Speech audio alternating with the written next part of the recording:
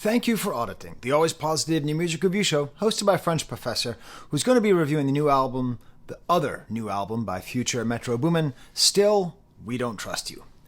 And what's interesting is that a lot of the discourse around that first album, which came out what seems like 4 years ago, but was actually just 3 weeks ago, was this Kendrick verse that started or continued the beef between him and Drake and J. Cole, and then J. Cole comes out and releases his thing and all that. And all that's cool and all that's fine. But what I really fear is that the actual music of it is getting lost. That's why my two titles referring to those two projects were around the idea of not just reducing everything to a diss from Kendrick or a diss to Kendrick.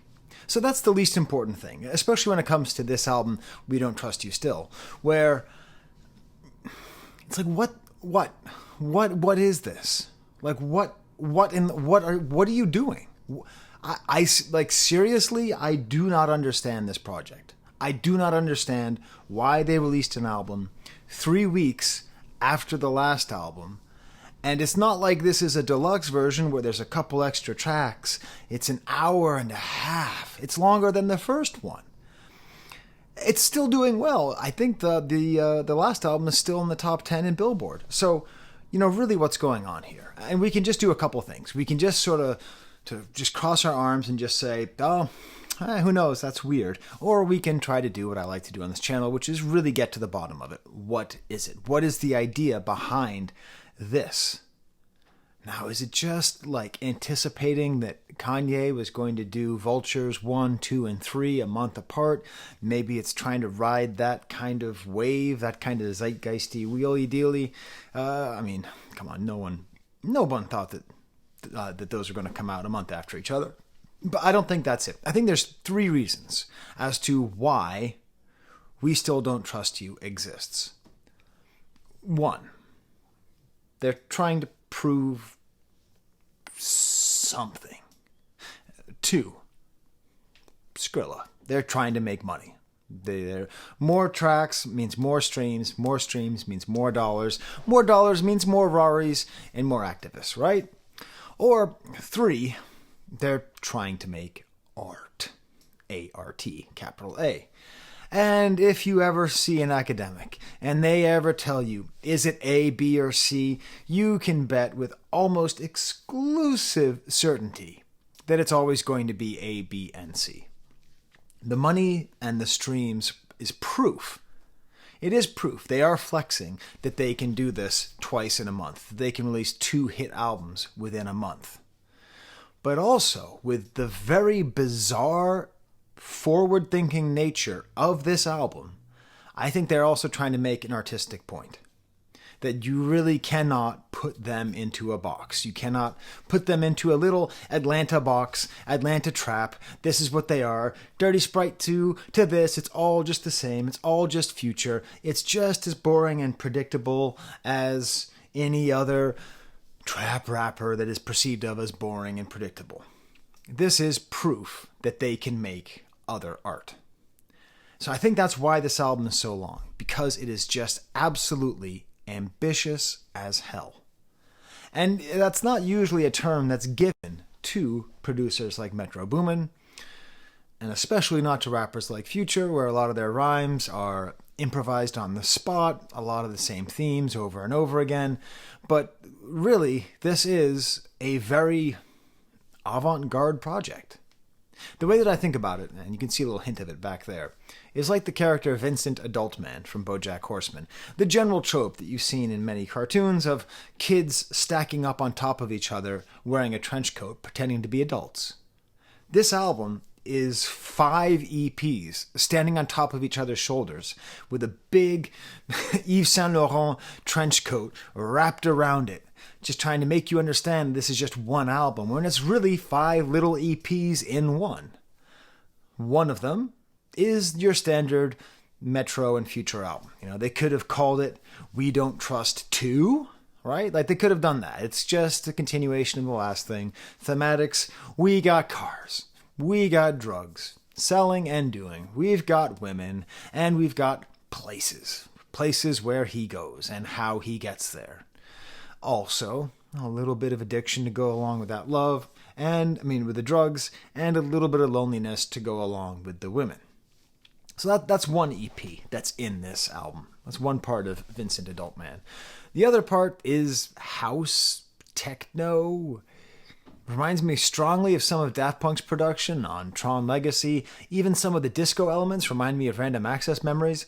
I think this is Metro Boomin saying, hey, just because I'm a trap guy and I'm this guy doesn't mean you need to put me down. Doesn't mean I do not deserve to have Professor Skye lift up his handy-dandy, patented pending avant-garde rapometer.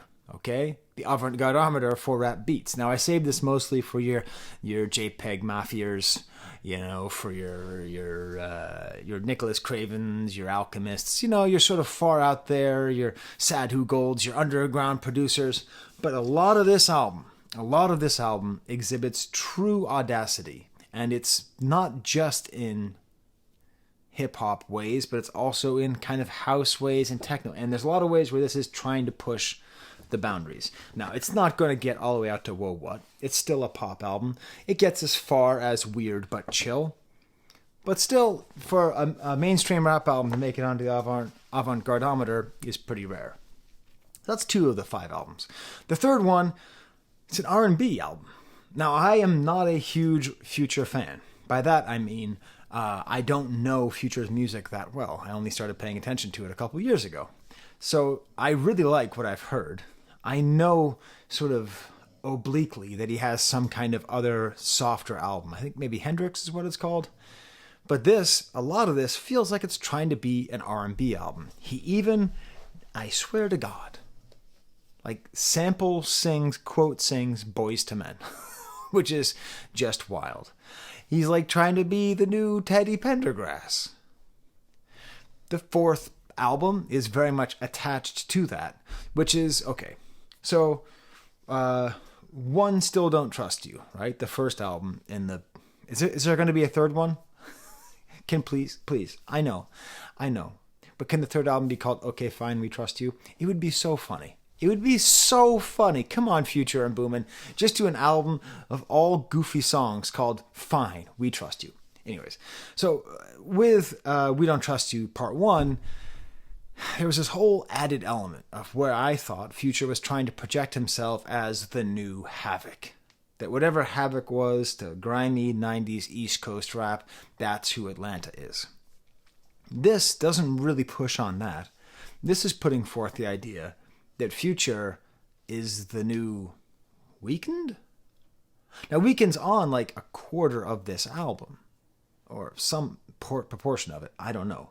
This is a slog to listen to and review. But what I think he's trying to do is, with Weeknd, I would say there's a proportion. There's 80% singer and then 20% rap-ish guy. Right? He's not really a rapper, but he has that kind of rap swagger, position, presentation. And I feel like Future's just taking that and inverting it, being 80% rapper, 20% Weeknd-like singer. Now, I'm differentiating Weeknd from the R&B stuff because, yes, Weeknd is a kind of R&B singer, but his kind of longing, self-hating, misanthropic, self-destructive, hedonistic, sad boy R&B is its own kind of thing. And I think Future is trying to do that for a lot of this album, while at the same time making more standard Teddy Pendergrass style R&B. And then the fifth album is just outtakes and B-sides. There's some stuff on here based on my limited research that shows that some of this is just stuff that was kicking around. So you put that all together, you have a couple things. Sorry, my dog Bo is just staring at me like he wants me to do something. I should take a look at him. Bo, what do you want? Do you trust me, Bo? I don't think you trust me. You mix that all up, and your album is too long, but also you really have that great ambition. If there is any kind of unifying feeling I have across all of these 5 kids inside one Yves Saint Laurent trench coat, it is this kind of distance, this kind of these far away mangled samples. There's a real sort of gauzy, And it doesn't feel okay. It doesn't feel like lean music to me. And I understand he raps a lot about lean and all that, but this doesn't feel like that. It feels more ambient. It feels more like an artistic choice than a representation of an altered state. There are a few songs on this which are absolutely amazing. Just forget it. Super great songs. Most of it is good, but in the ensemble, especially with the first album, we have just this massive 2,000-page book that we have to try to figure out what exactly does it mean. So before I get to my stamp, my example songs, and go through the rest of the album, if you like this review, if you like my perspective, if you like Toby scratching his ear on the couch, put in AVAA. That stands for either awesome video as always, or if you're being sassy, it can be ass video as always. And you can make fun of me, but I will heart it either way. Either way. You can make me heart your insult of me. Please smash the like bucket. Please subscribe. Check out my other videos on Future and Metro Boomin. I really like talking about these guys because it helps me to better understand this movement, the trap movement, which I largely missed because I was too old when it started. Also, if you haven't read Rap Capital: An Atlanta Story by Joe Coscarelli, that's a great book about Atlanta rap. Okay, so let me get to my example song. The best song on the album, in my opinion, Beat It. So click above Abel there. Now, Beat It, obviously, you think Michael Jackson. That's what I thought. It has nothing to do with Michael Jackson. Like most of the tracks on this album, it is co-produced by at least one person. In this case, Peter Lee Johnson, Tommy Parker, and Mike Dean, the star of the TV show The Idol. If you haven't seen it, you don't know. Because all those snarky little video essays don't show you Mike Dean smoking a bong for 45 minutes, which is episode 6 of the series. What makes the song so great? This is what I'm talking about. This is at the very edge. I mean, this might even be in Whoa What. I mean, they are on some really far out stuff. We had this cool sample which might be pitched up. It sounds like some British rock song from the 60s. I'm releasing this the day after it came out, so I haven't sleuthed out where the source of the sample is. It is so much. And then it gets mixed in with Future talking. And of all the things that Metro and Future do so well, just the manipulation of Future's voice, having Future's voice interact with himself and with samples is just done so well. And he just starts rapping, and it's great because Future has so many different modes. He has the singing without auto-tune, the singing with auto-tune, he has the rapping with auto-tune, singing with auto-tune heavy, straight rapping, like there's all different kinds. So this is just basically just unaltered hard rapping. And probably my favorite lyrics on the album. Can't be in my feelings when you don't get my vision. Spending chicken on pigeons. Something getting ridiculous. The street's malicious, but I know I got better wishes. Spending chickens on pigeons. I understand that probably means spending money on women. I understand that. But what I love about rap music, I mean, not maybe the thing I love most, who knows? From a purely formalistic standpoint, right? Not a socio-political, not a historical standpoint, but just like the art form itself, I love the way it plays with language, the way it plays with words, the way it plays with understanding. And the sentence, spending chickens on pigeons, is some kind of creative something that I just love. And it hints at the fact that Future, when he puts his work into it, can be like a bars rapper. I don't think that's his goal, to be a bars rapper, but he can be. And then this bass comes in, and there is a whole, and this, if you read Rap Capital by Joe Coscarelli, they tell you all about it. There's a real heritage, interesting thing in Atlanta where, organized noise, the people who helped to find Outkast, who worked in the dungeon there in Atlanta, and Goody Mob, we're talking Rico Wade, they wrote Waterfalls for TLC, Future's uncle. They would often use, almost exclusively, real instruments, not samples. And so every once in a while on these projects, we will get real instruments, like a real bassist coming in here, and it's beautiful. And then the voice gets a little auto-tuned. And then these drums come in. And then he gets onto his chorus. That liquor bring out who you is, who you are. I go off and tell her, beat it. Listen. The expression beat it deserves a lot more credit than it gets. In these days, where we're often talking about boundaries and the importance of establishing boundaries with toxic people and with people in general, it's important to have your boundaries no matter how toxic people are around you. Just being able to say beat it sometimes, you're not saying, F off. You're not saying, go cram it with walnuts, buddy. You're not saying it. You're just saying, just beat it. He's talking about this relationship with this woman who is kind of parasitic, it seems, and just like beat it. And the way his voice goes, and there's this cool, that voice in the back that's just so cool. And like that sample goes away for when the drums come in. There's all these layers and these synthesizers. I do think that that Metro is trying to show off how polished of a producer he is, that he's not just cool at making super cool Dirty Sprite 2 style, I serve the bass, that he also has this level of refinement as well. Sorry. Hey, Bo, please stop. They don't want to hear you licking. Not that. Not on camera. And then so he's rapping with this slight auto-tune. He gets a little bit less hard, a little bit less singy, and then there's just nothing but bass in these tinkly sounds. And then he talks about being on his flip phone, and then goes back into the chorus. Beat it. Establish boundaries. It's solid and good. How many parts are in this song? There's this like little acoustic guitar that comes in at some point. Told that B-word kick rocks because she don't know how to chill. That don't mean nothing to me, not even more than a pill. My fingers is filthy from counting these dirty bills. Kick rocks. Another great expression. And then it appears as though there's a female voice that comes in and starts singing. I can't figure out who it is. And then the beat it becomes a full gospel choir just out of nowhere. The amount of, like I imagine the computer for Metro Boomin making this song has like 80 different tracks on it. And just all these things all coming together with just this great song. So in my opinion, that's the best track on this album. I think that's the best track across both albums because it shows this kind of ambition while still being future Metro Boomin. They're not trying to be something like new. They're just trying to play with and evolve what they've already created. Let's go through the rest of the album a little bit quicker. I'll do my best. The album's an hour and a half. It's too long.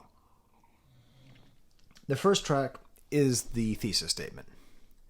We still don't trust you.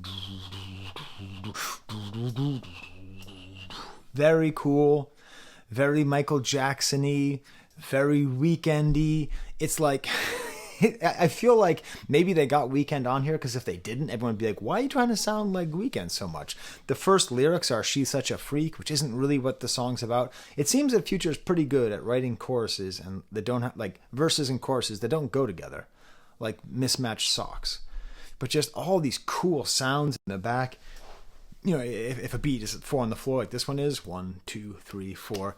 There's like this beep on the one, beep, do, and then Weekend here.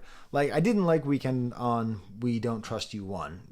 He was fine, but here he's just so much better because he starts off like in the background, and then we get like full disco hi-hats on here, like real again. Making me think of that Random Access Memories project.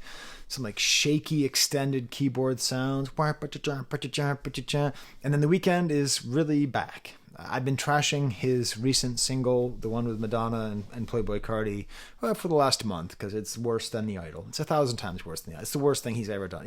It's some of the worst music I've ever heard, frankly. It's just terrible.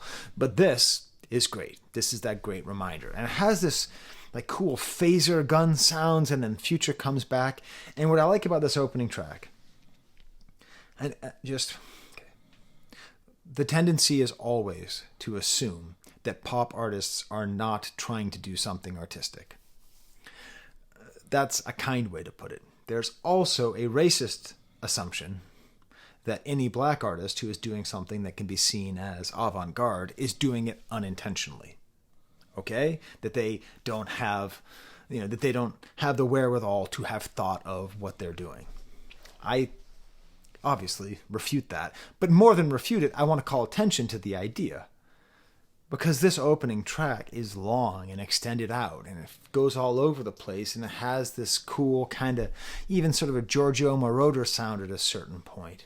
So many layers and these phaser sounds and the Weekend voice and the way that Future is singing, we still don't trust you, like this. It seems almost too earnest, and then trust. They are laying it all out for you right here. Why did we release this album?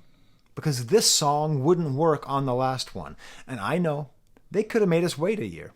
They could have. They could have just kicked up their feet in their Lanvin boots or whatever the hell they wear and just waited to release this until there was more of an appetite for it. Instead, it's a brutal combo. Oh, Jesus. Okay, I got it. You really, really don't trust me. Maybe that should be the third one. We really, really don't trust you. Then the next track, Drink and Dance. Nice quality guitar, some cheesy sounds in the back, like all atmosphere, no drums. Actually the guitar reminds me of No Scrubs, which is a different TLC song, not written by Future's uncle. Future's uncle did write Waterfalls. Future's uncle did not write No Scrubs. And Future just sings so powerfully here, even though he's just singing about her dropping it to her feet. The way like this bass drum comes in and out. And the lyrics here are interesting because it breaks into a trap beat, gets a little bit more traditional Future. But there's, oh no, Toby, it's just a cardinal. Toby. Sorry, you almost got some real barking right there. Toby, I still don't trust you. Back on the couch. Toby. He's getting ready to bark, so I'm just trying to protect y'all. Bo, dude, what are you doing here? I'm recording my video. You guys know this. Just go sit down. I promise I won't let the Cardinals hurt you. Where was I? Yes. Okay. So it breaks into more of a traditional trap beat. But the thing about this is a sex song with a sex verse. And the thing about most sex verses in rap music is I usually get the feeling that, like, even though the people very clearly have had sex before, they sort of rap like they haven't. So this lyric, after she climax, she wanna F again, is like, I don't know. That may be like the most honest sounding actual sex experience. Like, oh yes, that is a way that actually tracks as a logical thing, as opposed to like, I ran 4 trains and skeet and all this stuff. It's just like, dude, just turn off the computer, would you? I don't know. So the fact that there's like a sex lyric from Future and Chris Brown that has like female pleasure in it. And it's not like I made her so hard that I was drowning, none of that stuff. It's like talking about what she wants. So props go to Future. It's almost a feminist song. Out of My Hands, cool synths, kind of chugging echo effects, some boring bass work. Future sings with this little slight auto-tune that he does. It's fine. I can't spend that much time on the songs I don't want to talk about. Not this, or Jealous, the next track, which is cool because it's got that kind of Memphis chopped up voices, more fun with some keyboards, so many layers. I do like the vulnerability of this. Future does the Drake thing of like, I don't care about any of these girls, I just sleep with them and leave them, and I got 20 girlfriends and she broke my heart and I'll never be able to heal. Constant pain, I feel abandoned, keep it together, don't do damage, don't treat me like I'm average, don't you know why you make me jealous? It's that confusing thing of like, you can't really have it both ways, but maybe you can. This Sunday, we're back again. We're back on the avant-garde-ometer. This beat, it's subtle. You have to listen to it. It's got sort of Yachty-esque emo singing in the beginning, but these curling synthesizers and these backwards sounds, and these lyrics about getting a Rari in a G-Wagon, but these like really depressing lyrics like, we're trying to get high. We get high every day.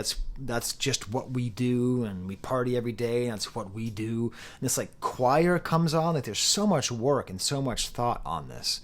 But then at the end of it, it's actually about the sadness. Feel away, Noah, feel away. Told me, sip away, pour it up, sip away. So it's like once you feel something, you have to kill it with syrup, right? So it's. You can almost have the image, right? You can have the image of like someone having a thought in their head and a feeling, and then someone just taking Sprite and Activist and just pouring it on top of the thought until the thought gets all covered. That's the image that he has. And this cool, faster flow in the third verse, there's just so much on it. And why do I say this is like one of the great tracks on the album? Just because listen to it, would you? Like listen to what this song has on it. This cool gospel. The only thing is that it fades out. Come on. Knock it off with the fading out. We don't need fade outs. That's 2000 and late.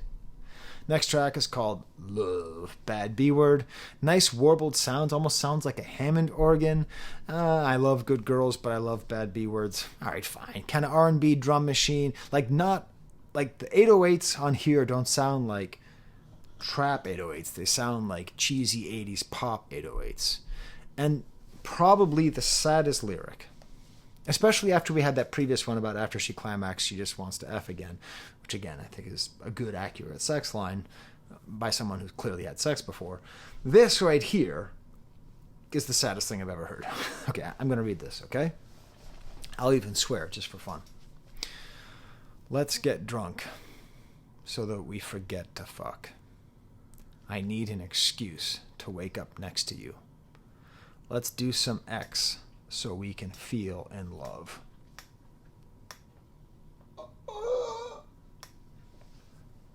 God damn, that's depressing.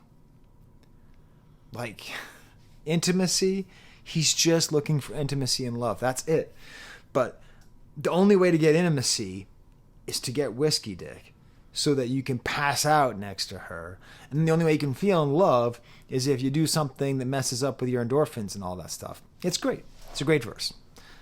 Obviously, I love Future, especially when he is talking about the consequences of his crippling addiction that he advertises. It's almost a vaporwavy sample at some points. That's what I mean about this album. It has this great faraway feeling.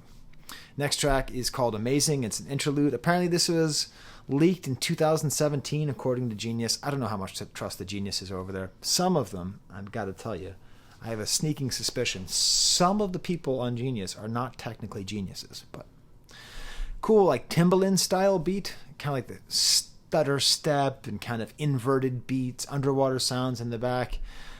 I got girls kissing girls. That's amazing to me.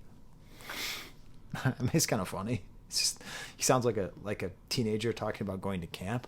I saw two girls kissing each other. It was amazing to me. All to myself. Featuring The Weeknd, co-produced by Mike Dean. This, again, just has those Idol vibes. And there exists something, which I'm going to coin the Pendergrass line. So Teddy Pendergrass was an R&B soul singer. And as a white guy, I pride myself on my openness to music made by non-white people, right? I'd be pretty miserable if I didn't. But I do. I don't wait for Beyonce to introduce me to black musicians. I find many of them and talk about them on this channel. When it comes to R&B and soul, there's like a line where I think it just gets too real. Like, I'm not trying to be an essentialist here, okay? I'm sure there's a lot of white Teddy Pendergrass fans, okay? Or white Luther Vandross fans. I'm sure they exist. But, like, what's the difference between, like, Barry White and, like, Marvin Gaye and, like, Al Green, where there's something about their music which doesn't... There's some kind of line. Maybe it's just a personal thing. Maybe it's just a certain style thing. But I sometimes think of this as like, well, this is too R&B for me. There's something about this that goes too far. I don't know if I'd call it too black because it's not like the themes are like I don't know. Does it make sense what I'm saying? I don't want to sound like what's that word? Racist? I don't want to sound racist, and it's not a question of good or bad. It's just an observation that I've made over general tendencies of white fans of soul music to go up to a certain point and there to be certain artists that they don't embrace. And I don't know why. So, I don't know. But this is on the other side of the Pendergrass line. Now, I like it because I'm listening to it and I'm focusing on it. But like when I heard it, I was like, oh, wow. It's on the other side of the Pendergrass line. Kind of languid and spooky melody. The drums come in, they're far away, just like a full 80s guitar solo. Weeknd seems to come in out of nowhere, but I love it. It's so funny because Future's trying so hard to sing in all these different ways, with, without, with heavy auto-tune, all that stuff. But Weeknd, he just has such a beautiful voice, and he has such control over that beautiful voice. He can just sort of be like, oh, and then he just does it. Oh wait, I had a funny point about one of these songs. Which song was it? Oh yeah, This Sunday. also could work as the soundtracks to a dangerous night's crew, like A Night Out. It's all about like feeling lost. That wasn't worth going back in my notes. Nights like this, Metro! Very strong singing here. The music is all the way in the back, just ghostly, warbled. And then at a certain point, he gets on like full-on emo singing. Like this is a new mode of Future singing that I hadn't heard before. This is like almost Juice WRLD-y. And then there's a saxophone. And it's like a genuine love song. It's like his desire and his love of like one woman.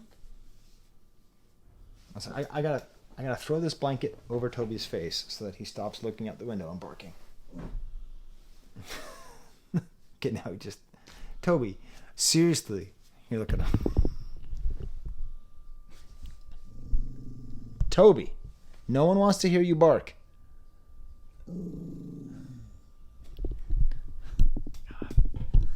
I have the worst co-hosts, you know? They don't contribute anything. They just make chaos. I gotta be honest, Bo does not smell good. He's not a nice smelling dog. Next track is called Came to the Party. It's another excellent song. Okay, so there's multiple excellent songs on this album. This is definitely one of them. It's co-produced by Wheezy, which is funny because it's not like I hate Wheezy, but I don't usually associate him with like great beats. But this is really nice. It uses a very standard trap beat. Say his name, Shawty Red. That's who invented the trap sound.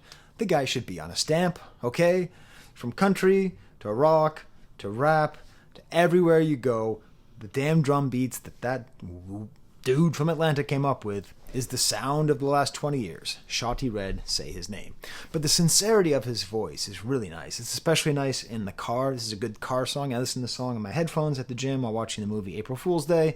I listen to it while hanging around with the baby in the living room. And I listen to it in the car driving to a goddamn meeting that could have been an email. And it's really nice in the car. And the theme of the song is great. I came to the party for the photos. It's a beautiful image. I came to the party to show off my outfit, show off my new B word. So it's again going into the emptiness of his life and the sad, poor little rich guy. But beautiful end, like money isn't going to make up for nothing. It's just what I want, It's just what I want. I want... Because it's like I will take all of the look at my cars, look at my money, look at my women, all that stuff that you want to throw on. As long as every once in a while you make sure that your audience knows that it's worthless and it doesn't mean anything. It doesn't lead to happiness, doesn't lead to fulfillment, it leads to addiction, it leads to loneliness, it leads to not being poor, but also not being happy. I have a secret theory though, and this isn't just because RX Nephew claims that Future never did drugs. I think Future's clean. That's my prediction. Based on, I listen to some of his older music and his music now, and my hope is that he's just clean. He just raps about it, but he's just totally clean and just living a good life. That's my hope. Next track is called Right For You. This is on the other side of the Pendergrass line as well. This is that Boyz II Men song, and just like, you belong to me, I belong to you. But again, it does some pretty cool avant-garde stuff on here. It gets almost like a full-on house music drop. Like, it's synths and hard percussion. It's just totally different. All these different parts. It gets like the strings here and emphatic production. So many things happen on this song. And basically all the way throughout. And that's part of the reason that I wish it weren't so long. Is that it's hard. It's hard to be a part-time music critic. It's hard because I want to give each song its due, but I literally don't have the time in the day to listen to this album 5 times like I would normally listen to it. I got through it twice and listened to the songs that I liked particularly 3 or 4 times. But it's a lot. And this is a great example. Mile High Memories, kind of sparse, simple synths over like a low synth rumble. Just get that guitar out of here. God, can we just please? It's getting kind of hectic. We're getting too many guitar lines in rap songs, and they don't know how to hire guitar players. They just hire whatever jackass with the Paul Reed Smith affinity, whatever kind of like cheesy overplayed guitar with just someone playing exactly the right notes. It's like, it's okay. It's a problem of analogy. It's like, I think if a rap artist like truly loves rock and roll in a deep way, then they know how to use rock and roll in their rap. But if like rock and roll is kind of like an idea, then they end up just getting these studio musicians playing these just overly clean Paul Reed Smith Finnerty style guitar solos that just ruin everything. You can fuck on him as long as you think about me. Future, I don't think that's as cool as you think it sounds. Anyways, then we get to Overload. I'm just too tired to talk about this one. Gracious, I'm just gonna skip that one too. It might be good, I don't know. Then we get Beat It, so it's not like this is a weak part of the album. Then Always Be My Fault. It sounds like he's trying to be The Weeknd, which is great because The Weeknd's on this track as well. His voice is kind of fractured though, which I like. Cool kind of auto-tune and like simple 80s drum line. Weeknd comes in like, it's cool because like then The Weeknd becomes kind of softer, and then Future gets to be rougher, and it's almost like when The Weeknd comes in, they were like, okay, we need a Weeknd like beat. It's nice though because, you know, I think Dawn FM, I love that album. It's one of my favorite albums of that year. It's maybe a little too polished, you know, with some hindsight because it had Max Martin all over it. So this is nice because it has a lot of that 80s dance, far away, less than zero effect, but a little bit grimier. One Big Family, full on. At the beginning, I thought there was going to be like the users. I messed up about this Chinese shit, got me hitting it off a perk. I assume that's talking about the fentanyl epidemic. I don't know. I like this song, but again, it's just at this point on the album, it's just a little bit diminishing returns. But we're almost done with part 1 of part 2 with the track Red Leather. Hey, you. I know what you did. I know what you did. The album came out at midnight. You got on your computer and you wanted to see, is there a Kendrick feature? Is there a Drake feature? Is there a Cole feature? Is there going to be a continuation of this whole little story that has been so wildly... What? The wildly what story of the rap beef of 2024. And then you got to this song. I got bad news for you. This is not a great song. It's kind of a cool idea, this clean Paul Reed Smith... get clean guitar. It's okay, listen, let's be honest, it's kind of a weird beat. It's a little bit avant-garde, but there's like 7.5 minutes or 6 minutes or 9 minutes or 25 hours of this beat. It's just too much. And you know, this is on the second listen, this is where I really got that concept of him trying to show that he is the new Weeknd with it flipped. Codeine got my heart like opium. That is the most druggy. That might be the most druggy lyric I've ever heard. Because in order to understand that lyric, you have to understand what opium is like. I mean, they're both the same narcotic family, I think. But anyways. And then we get J. Cole's verse. So first of all, I was going to make an entire video about J. Cole's apology and retraction. I'll probably talk about this when we get to the fall off. I think J. Cole was trying to win the beef by apologizing. I think he's trying to prove that thing I was saying, that he has nothing to prove. And I think that was the idea. I don't think it worked because everyone is just too up in their head about battling and all that. But I think he was trying to like out magnanimous Kendrick. So I think he was like trying to show like his power is in his magnanimity, which means like graciousness towards people who mistreat you, for the most part. And like, so that's what I think it is. But in the public's view, it's like this. Kendrick walked up, smacked him across the face. He was like, all right. And he goes for a punch and then misses and then swings around and hits himself in the face. And then he's like, oh, who are you punching? And then just starts punching himself in the face until he gets knocked out and erases the song off of Spotify. That's how the whole thing felt. And I think my prediction is that this verse is on this project as a diss to J. Cole. because it has nothing to do with the beef. It was recorded before, and it has like, so everyone's going here and they're looking forward to something about the beef, and they're looking forward to it, and it's just like another Drake style, like, I want to sleep with 1,000,000 women, I want to sleep with just one woman, what do I do, right? Just that kind of verse. And a solid ending. Ego, but is that going to bring you peace, though? You know, that's what we like about it. We like the idea. But I think that they're damning him by releasing this. I think they are furthering his pain by having his name out there again and having it be just this stock kind of Drake-style verse. Then we get to number 1, which is the first song on the second part of the We Don't Trust You quadrilogy. And that's is it Charlemagne the God? Oh, man. It's one of those commentators. It's some commentator. Anyways, saying that it's not it's not the big 3, it's the Fantastic 4. Yeah, that's goofy as hell, but that's fine. I like. So which one is the Invisible Woman? But it's a neat idea because it's Future sort of taking his place in the pantheon of great rappers. Then we get to the next song, Nobody Knows My Struggle, which apparently is leaked from an old Dirty Sprite 2 session. And this is where that theory kind of comes true. Listen to his voice here. Here he sounds way more like, way more leaned out than he does on the rest of the album. And the instrumentals are really loud in the mix. They're really loud, especially the hi-hat. Hasta la vista, baby. And the chorus has nothing to do with the verses.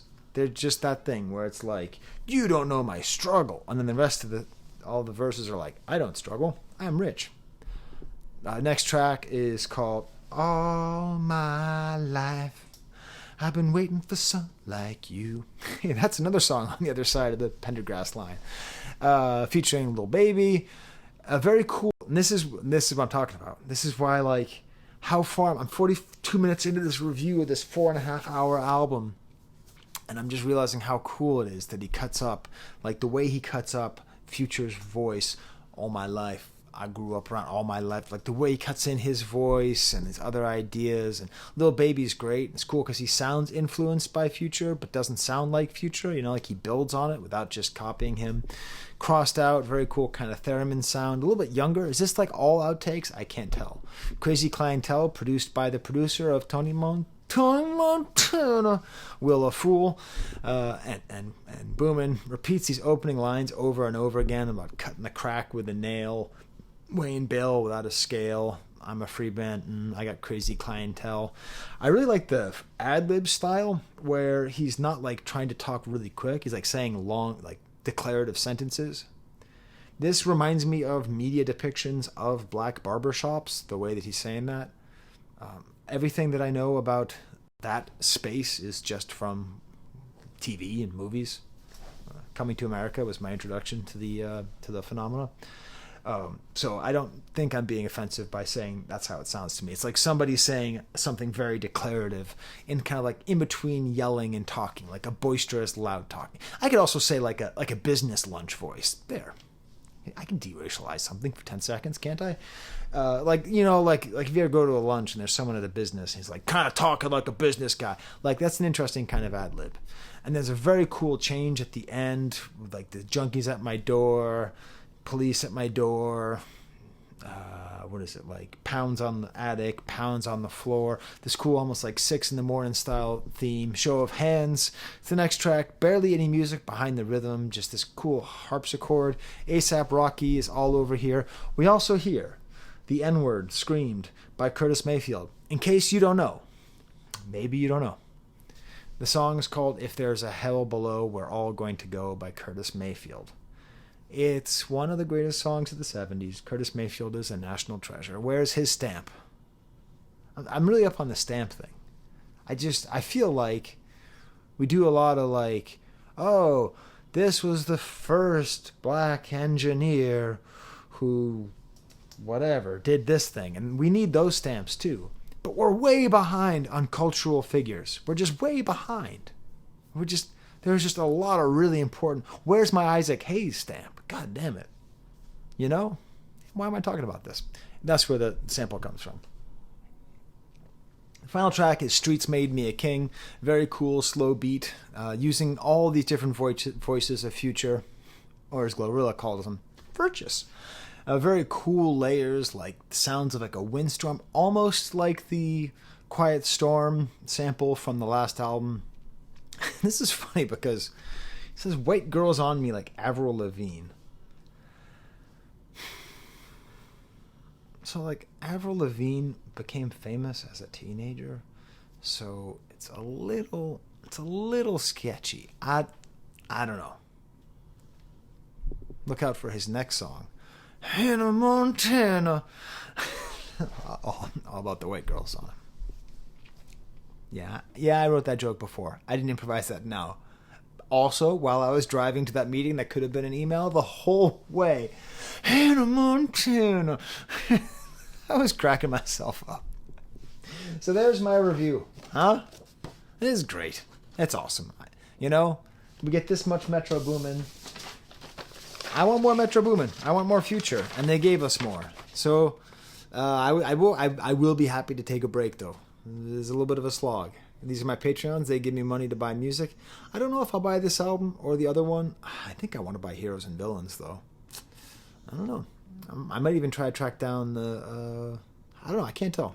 I do really enjoy this music, though. And I want to thank my Patreons for giving me money so that I can do that. I normally show you the dogs, but I want you to see how happy Dopey has become now. Now that I threw the blanket on top of him. Look at what a good boy he is. You see him over there? Yeah, there he is. Hi, Dopey. Are you a good boy? Yeah, you can bark all you want now. You can scare away all those mean cardinals. All right. Well, until next time, tell me what you thought about the album. And there's the camera.